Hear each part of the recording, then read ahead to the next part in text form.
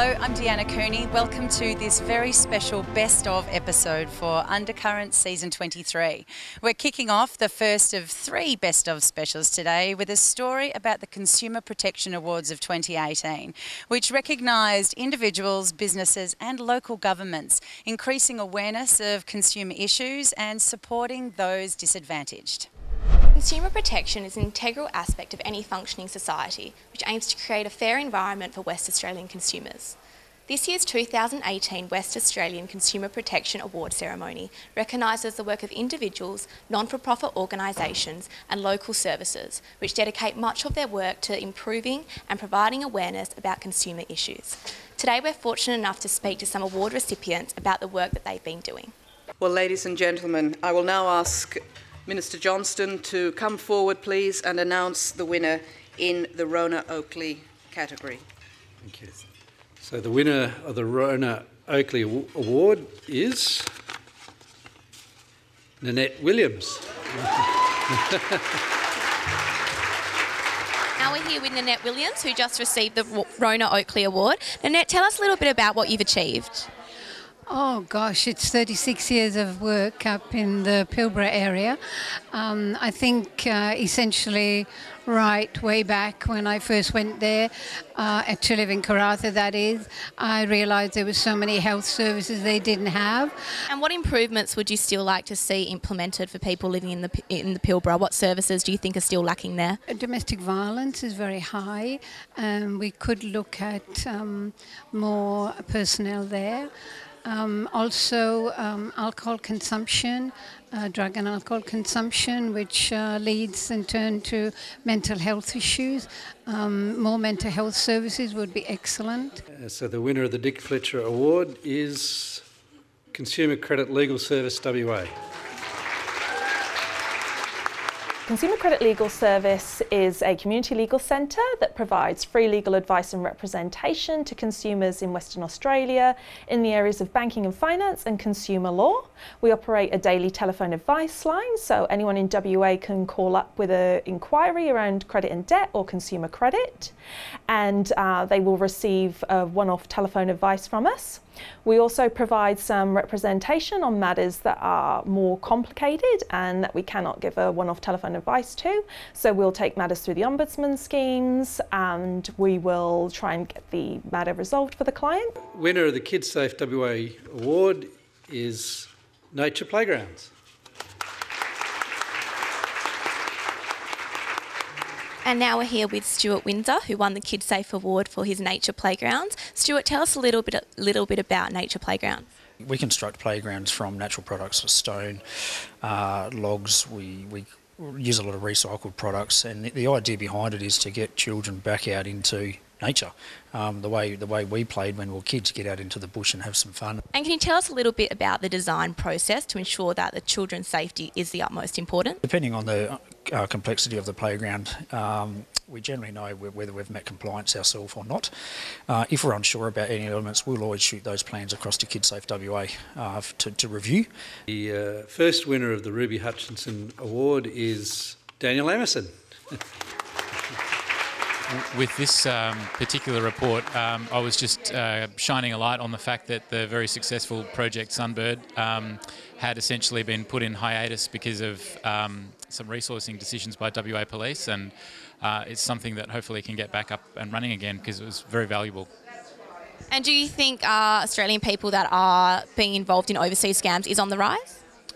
Well, all the indicators are that this sort of criminality is increasing with the rise of the internet, and also there are a lot of lonely people out there who do get, I guess, suckered into thinking that the people that they're sending money to are in love with them, when really it's just most likelihood a West African scam. So it's very sad, but yeah, it does seem to be on the increase.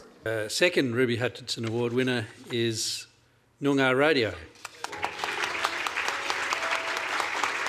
For a long time there hasn't been really a voice for Indigenous people, so it's good that there is Noongar Radio.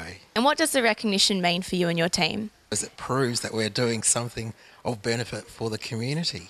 Do you think that the problems regarding Australian consumers is on the rise constantly?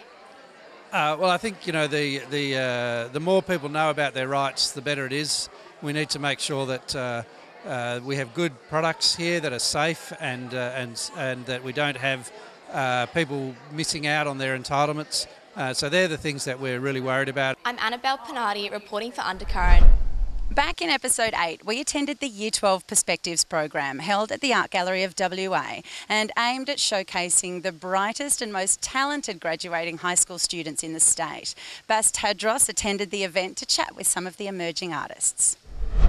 Here we are at the Art Gallery of WA and we're attending the Year 12 Perspective 2017. Must be a pretty tough job to be the curator for this amazing exhibition. Actually, it's really wonderful, I have to say. Every year it's a very different type of art that we have here. There's various different media that are included and different issues tend to dominate actually every year. So this year we've had a huge focus on family and family histories, geographies as well, which has been quite interesting. Obviously quite a few self-portraits like every year, but there's also been a focus on politics and kind of international issues that have dominated quite a lot over the last couple of years, which means that the young people are really engaged in what is happening in the world around them. What I love about these shows is that young people have an opportunity to communicate their ideas. So art is all about communicating, and it's about communicating your ideas through a visual form. And so I think what's really important is that, we often don't ask young people what they think about stuff. We, as adults, usually make decisions for young people. And so it's really interesting for me to see how they put their foot forward and the issues that they focus on. So I think it's, empowering for young people, but also it's really important for us. It's important for us to see their, I don't want to repeat it, but to see their perspectives, really. And so I think it's just a reminder, every year I think it's a reminder to adults as well as to younger people about things that are important. I'm here with David, the Minister of Culture and Art. David, how are you? Great to be here at this Perspectives exhibition, the 27th one I think we've had, so it's tremendous. What do you think of this one? Does it stand out from the rest? Look, I think every year is different, and I think quite often in exhibitions like this you get a real insight into the artist's approach, how they see the world, and particularly issues that might be of particular concern or that they really want to express. So I just find it uplifting and illuminating when you come to a Year 12 perspective. And is there particular work that you're a fan of or that's caught your attention? I love the longer piece that's about focused on a train trip, which is as you come into the main part of the... I really enjoy the vibrancy of that piece, and you look at each little character and everyone's doing something different and reflecting people who are on a journey, and I think that's a beautiful piece. That's probably my favourite piece. Great. And out of this exhibition, was it 50 as a short selection of 300 or nearly 300? So 55 I think it was, final exhibitors out of nearly 300. So a tough job for the curation team to select the piece. I think the Packer piece is remarkable, but all in all it's just wonderful to be around young talent that expresses a whole range of stories, their own personal approach, and I think that's wonderful, and all goes well for the future.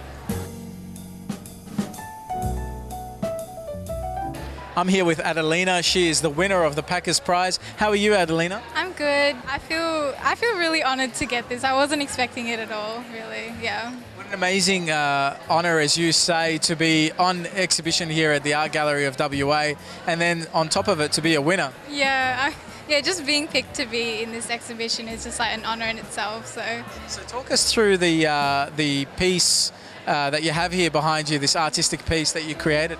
Well, pretty much since I joined that group, I realised that not a lot of people know, because I didn't even know about it until I joined the group, and so I wanted to raise awareness for it, and I just want to because a lot of people are just ignorant to they just don't know that a lot of the clothes that they wear come from sweatshops. So it's supposed to be the hangers are supposed to emulate monkey bars, which is a typical childhood memory that we all have, but a lot of these children they'll probably never get to experience it because they're forced to be pretty much slaves to the clothing industry. So yeah. So what else would you hope to achieve out of this artwork? I just hope the purpose of it is just pretty much to educate people pretty much. So I hope everyone that comes here, just a lot of people that come here that don't know about it, I hope they walk away thinking about this issue. It's supposed to be confronting. A few weeks ago, we attended the Walk for Justice for Refugees, aimed at taking a stand for the justice, freedom and safety of refugees and others seeking asylum here in Australia. Michael So was there. I'm here at St George's Cathedral for the annual Palm Sunday Walk for Justice for Refugees. The detention of refugees in offshore detention camps has been a talking point in the news, and that is why hundreds are about to converge here to call for justice.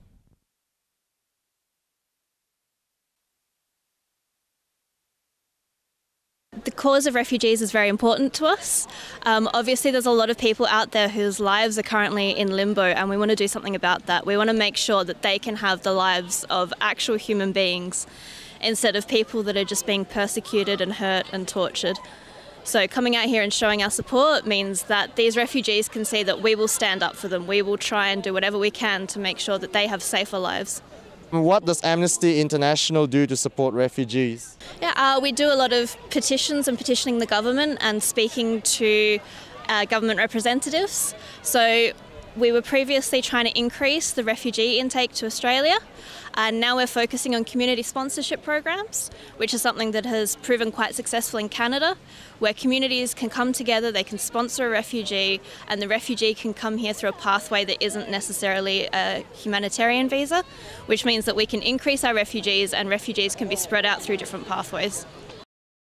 So today we're really here to stand on behalf and alongside refugees and people seeking asylum. We want to say no to the limbo of offshore detention, no to the cruelty of separation of families, and no to the cruelty and inhumanity of temporary protection. So our current refugee policy are really leaving people in limbo. We've seen people on Manus Island and Nauru there for now up to 5 years with no idea of what their future looks like. They're in limbo, they're in detention, and what we want to see instead is freedom and safety and justice for people seeking asylum and refugees. Today we've got over 50 organisations who've come together to bring together the Palm Sunday Walk for Justice for Refugees, which really shows what a broad support and united movement the Walk for Justice and support for justice for refugees really is. So the Uniting Church's key role in this is to help to bring this together, to bring together those organisations and make sure we can get as many people as possible out on the streets today calling for justice, calling for safety and calling for freedom for refugees and people seeking asylum.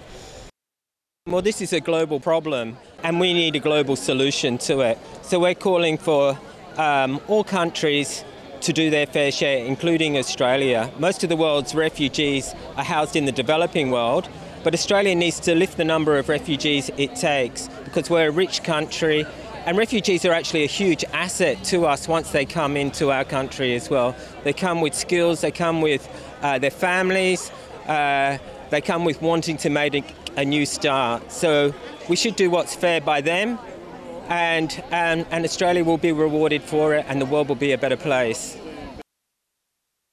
The poster I'm holding today is to draw attention to what Mr. Dutton has done in recent times. On the one hand, the Ethnic Communities Council commends Peter Dutton for introducing what we call in-country asylum applications, which previously was not available to asylum seekers. So in that sense, we commend him. But what he should have done was to start, with countries like Syria and not South Africa. I mean, clearly he's bringing into the debate a question of color.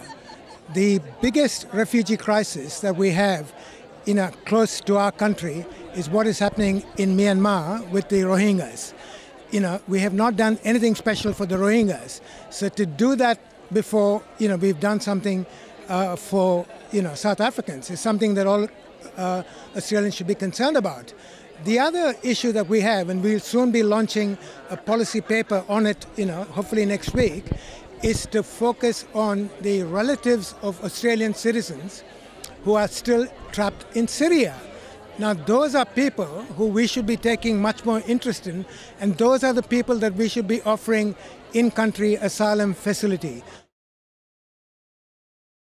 I've seen an enormous change in some of them for the better in terms of getting permanent residency and establishing themselves with jobs and whatever.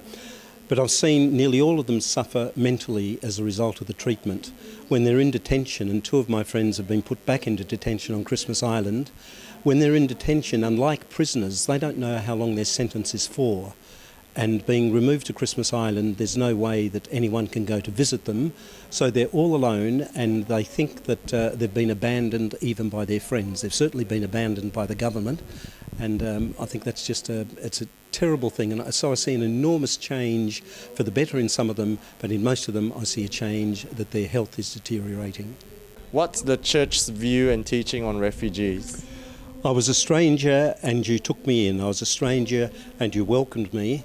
The church will always recognise refugees as our brothers and sisters, as the suffering body of Christ, as the body of Christ that's in need, and we as the body of Christ need to tend to the body of Christ. Whether they be Christian or not, they are still the presence of Christ to us. So we minister to Christ every time we think of them and pray for them and minister to them. This is Michael Sir reporting for Undercurrent. Don't go anywhere. We'll be back right after the break with more of the best stories from season 23 of Undercurrent.